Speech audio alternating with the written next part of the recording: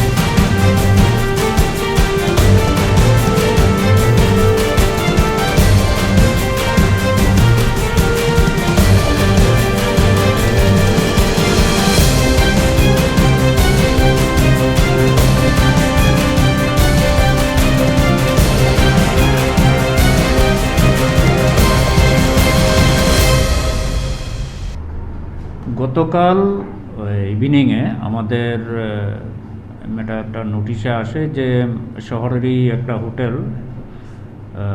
হোটেলটির নাম হলো hotel woodland park.